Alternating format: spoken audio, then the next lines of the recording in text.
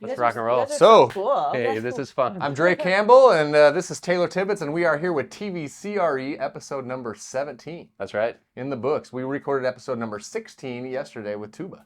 Yeah, And CRE Girl. Yep. So we're excited to have you guys here. And today's episode is focused on the CREi conference, which is now in its third year, and it's been exceptionally successful. And we have Ken Ashley, Sarah Malcolm, and Casey Flannery.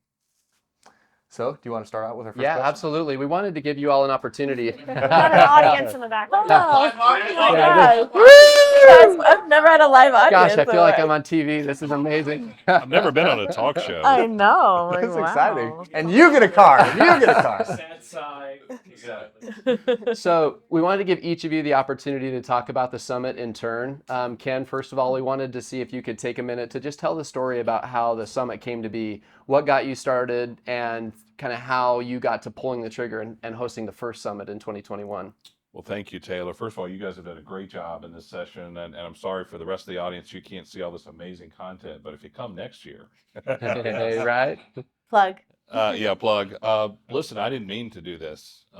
It started in March of 2020 during COVID. And, a lot of us were making our buddy calls. Hey, buddy, how you doing? Hey, buddy.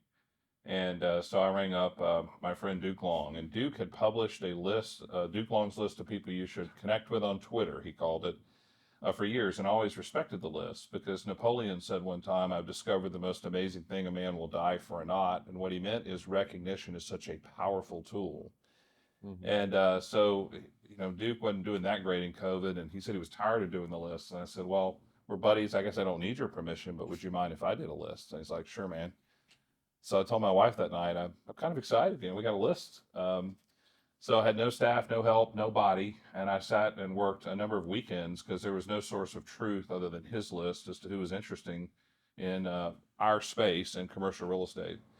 So after a lot of hours, we were about ready to hit send. I hired a graphic artist to help me, and he had an idea at the last minute. He said, why don't you do a little badge? So if Tim makes the list, it could say, hey, I'm a list maker. I said, that's pretty cool. And then I started thinking about a hashtag, and I called Tony Wilbert, who's a writer for CoStar, and CRE was the hashtag that a lot of people were using on Twitter at the time. And I added I, and I made it lowercase because influence is important, but I believe in servant leadership. Mm-hmm. I believe that having the focus on you is great, but you can use that to help other people, and that's why the I is lowercase. So we published the list. It went great. The industry kind of scratched its head like, what's this? And then we did another list, and then we did another list. And finally, infamously, one day, it was on a Thursday evening, Coy Davidson tweeted, hey, it'd be great to get together. And he later said to drink beer. But I took it a little seriously, and I called him the next morning. I'm like, hey, dude, should we do a conference? He goes, oh, that'd be neat. And so we had a burn the ships moment, and we burned the ships, we stacked hands, and on the suggestion of Natalie Wainwright, we went to Lake Tahoe, and we battled forest fires, we battled COVID, we battled the travel to be able to get there, and you guys are rock stars for being at the very first one, so Thank you, and this is year 3, and we're just getting started. It was amazing. It's been amazing too. And the community I've found has been great for supporting yourself outside of market. Like I was telling you last night, like in an industry that's somewhat competitive a little bit, right? It's good to have people that you can lean into and speak with outside of your market and have a support group and people that are trying to strive to achieve high things. I think if you care about this enough to be here, then you're probably a top succeeder you want to be. And it's been nice to have people on the same wavelength in that. Indeed. So, Sarah, Yeah. you've been doing this for 3 years now, and you've run one of these. Yes. How would you say that being a part of the CREi network and coming to the conference can help you to build your influence? I would say, if it's a CRE influencer, how would you build the influence by coming here? It's a great question. I think, someone said to me recently, the quality of your relationships determines the quality of your life. Mm-hmm. And I think that's a huge part of why I come to this event is because I get to meet the best of the best in this industry. And not only are they the best of the best, it's the actual people that are producing content that are successful. And, this conference is a great way to either start or take it to the next level. Yeah. And so one great example is Amy Calandrino, I think who we all know. Yeah. She was at this event last year and she went to the podcasting session. Does this sound familiar? Yeah, deja vu here. Right? Yeah. And so she was like, well, why shouldn't I be doing this? Right? So she started her podcast and she has done such a great job. She blew up, again, all because of this conference. And now the local news stations will not stop calling her and putting her on TV. That's cool. I'm not kidding. Like, it's like every week they're calling her. And I'm just so proud of her. And I'm so proud of this conference that it truly can help you grow your influence and essentially your business. So. Yeah, I also didn't have a Twitter before the first one, so I learned how to tweet at that first one. It's been an exceptional resource for understanding knowledge and gaining relationships as well. And so thank you for sharing. Yeah, absolutely. So, Casey, the question that we were thinking about for you was, you've been involved over each of the summits that have been held. How have you seen the summit change over time? It's just unbelievable, the growth that we have made. Many new faces here this year. I mean, we didn't really know how it was going to go the first year. We, like Ken had said, we were fighting forest fires, flight delays, a little bit of the remoteness of being in Lake Tahoe, but that was intentional for us just to make it more intimate, to be together and to share ideas and really connect with one another in a more intimate setting. So, I mean, it just continues to evolve year after year. We come up with better ideas, more creative ideas, and we just really hope that everybody here gets a lot out of it. I mean, even just sitting in this podcasting session, we have a podcast that we haven't uploaded an episode to in a very long time. But however, it's just getting started in it. Like, it was very overwhelming at first on there's so much into it. There's, how am I going to do it? It's just the answer is just do it. Just get started.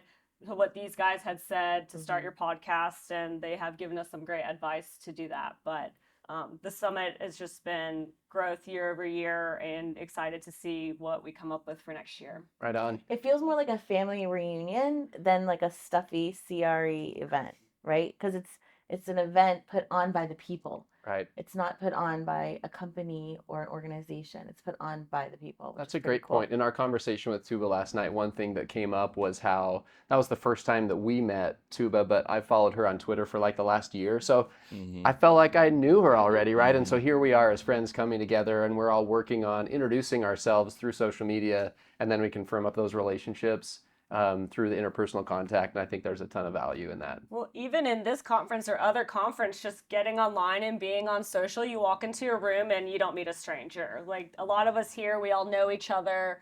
First time meeting each other, we're giving hugs or not giving handshakes because we've built the relationship with everybody already by using social. Yeah, absolutely. That was a tweet. We need to make that a tweet. Or a Hey, t-shirt. so we're going to run it through River Bend. What's the Riverside. Riverside, and tell it to clip that out, and Yeah. we'll use it to promote. Yeah. And I think in an industry where I would say CRE disruption, social media was disruption. It probably still is disruption in a lot of ways. There's like a certain population that's aging in commercial real estate, and there's a new life coming into it, I'd say. I think this becomes more of the normalized procedure. And I foresee this conference growing, like I had told Casey, to 1,000 people in 5 years. I really do. I see this being a large conference, or maybe the list doesn't get that big. So I guess a question for our viewers, some of the people that might be watching, is how do I make the list? Like, what do I do? What do I need to do? What kind of content do I need to be generating? Where am I generating it? Like, what kind of things happen? Yeah. So the list is really curated by our community, right? So I think that's the first step. Is if you think that you belong on the list, is nominate yourself. If you think somebody else should be on the list, nominate them. That's really the first step. And then, obviously we take all the data, numbers, followers, engagements, it's different on each platform. And there's a calculation that gives us, who's at the top and who are the up and comers. And then we go through and make sure that everybody's current, that they're posting, that the content's great.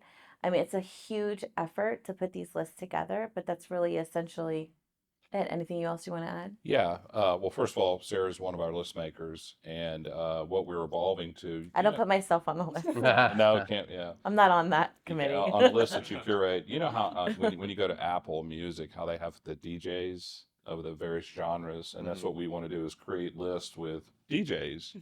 And so if you, yeah, yeah. So if you want to be on a list, just send us a note. And I want to clarify, you can nominate someone to be on the list, but if you do, that we need the data. Yeah. And all the platforms are different.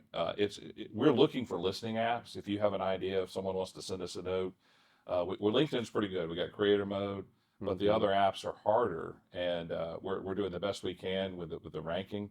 But if you have ideas, we're open to it. But the answer to your question is send us a note.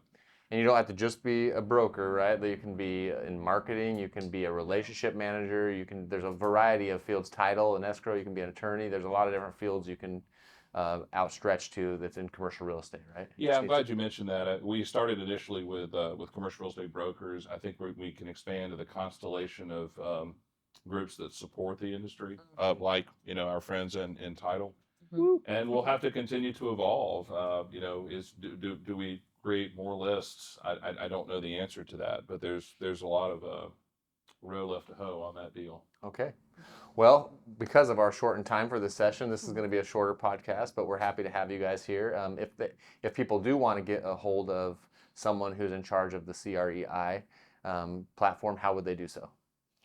Well, the best thing is go to the website, CREisummit.com, and there's an email, or you can reach out to me. Ken.ashley@cushwake.com is my work email. It's the best place. All right. Well, thank you to our audience for being here, and thank you to our guests, and we appreciate it. Yeah, thanks everybody. Fun.